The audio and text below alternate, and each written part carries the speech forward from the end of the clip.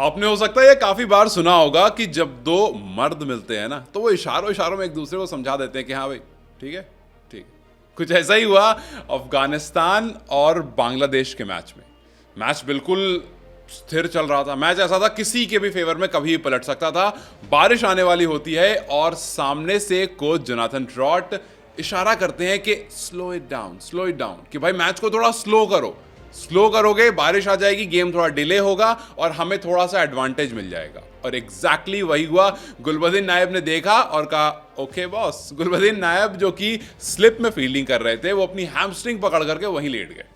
हालांकि राशिद खान ने जब ये देखा तो उन्हें अच्छा नहीं लगा। राशिद खान ने बोला व्हाट आर यू डूइंग, क्या कर रहे हो ये, हम मैच के इतने क्रूशियल पॉइंट पर हैं और तुम स्लिप में खड़े खड़े तुम्हारी हैमस्ट्रिंग खिंच रही है, I mean are you kidding me. लेकिन कहाँ गुलबदीन नायब कोच के आगे कैप्टन की सुनते हैं। उन्होंने कोच का इशारा देखा और वहीं गिर गए।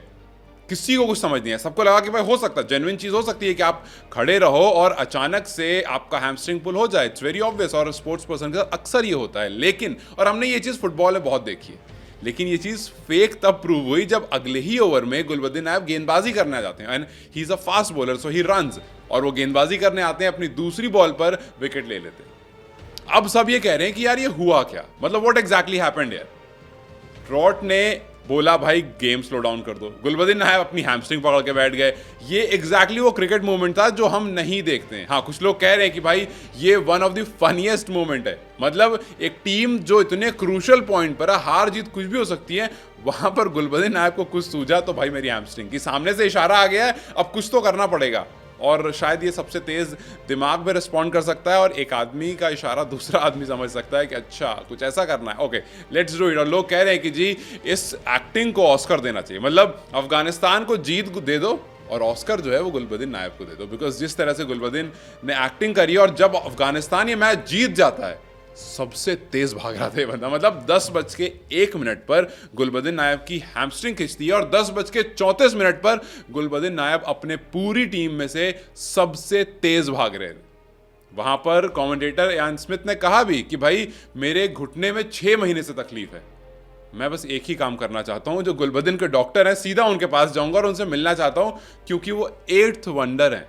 भाई जो बंदा 30 मिनट में उस बंदे को जिसकी हैमस्ट्रिंग खिंच गई है पूरे मैदान में भगवा सकता है, भाई मेरे ये 6 महीने का जो डॉजी नहीं है ना, इसको भी कोई ठीक करवा सकता है। कुछ तो मतलब उसमें कमाल है। खैर राशिद खान को पसंद नहीं आया था ये। राशिद खान ने इनडायरेक्टली ये बात कही कि भैया खुद पर बिलीव करो, क्या कर रहे हो। हालांकि कुछ लोगों ने कहा कि भैया चीटिंग है, लेकिन कुछ ने कहा कि everything is fair in love and war. और ये वॉर से कम नहीं था जब अफगानिस्तान ने इतिहास लिख दिया। अफगानिस्तान पहली बार for the first time ever in their life world cup के सेमीफाइनल में पहुंची। अब उसके लिए ऑस्कर एक्टिंग अगर चाहिए थी तो गुलबदीन ने थोड़ा सा ड्रॉप उसका भी दिखा दिया। लेकिन आप देखिए कि कर्मा कहां से आपको कहां लेकर आ जाता है।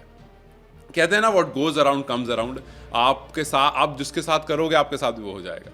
अभी कुछ दिन पहले की बात है ना, जब ऑस्ट्रेलिया से इंग्लैंड कह रहा था कि जी हमें आपकी ज़रूरत है, वी नीड योर सपोर्ट, क्योंकि अगर आप स्कॉटलैंड को हरा दोगे तो हमारी एंट्री हो जाएगी, अगर आप स्कॉटलैंड से हार जाओगे तो हम सुपर 8 में नहीं पहुंच पाएंगे। और वही ऑस्ट्रेलिया कह रहा था गो बांग्लादेश को, वही ऑस्ट्रेलिया कह रहा था कि जी हमें बांग्लादेश की जरूरत। हमने कब ऐसा सोचा था कि ऑस्ट्रेलिया अफगानिस्तान वर्सेस बांग्लादेश के मैच में डिपेंडेंट होकर के बैठ जाएगा, और वो ऑस्ट्रेलिया जो कि कह रहा था कि जी हम तो चाहेंगे कि इंग्लैंड आगे जाए ही ना, हम चाहेंगे वो हमसे आगे मिले ही ना, क्योंकि वो स्ट्रॉन्ग टीम हमें कभी भी हरा सकती है। तब लोगों ने कहा था कि जी ये बिल्कुल स्पोर्ट्समैन स्पिरिट है कि आप चाहते हो कि आपका जो ऑपोजिशन है, जो आपका जो कॉम्पिटिटर है वो पहले बाहर हो जाए।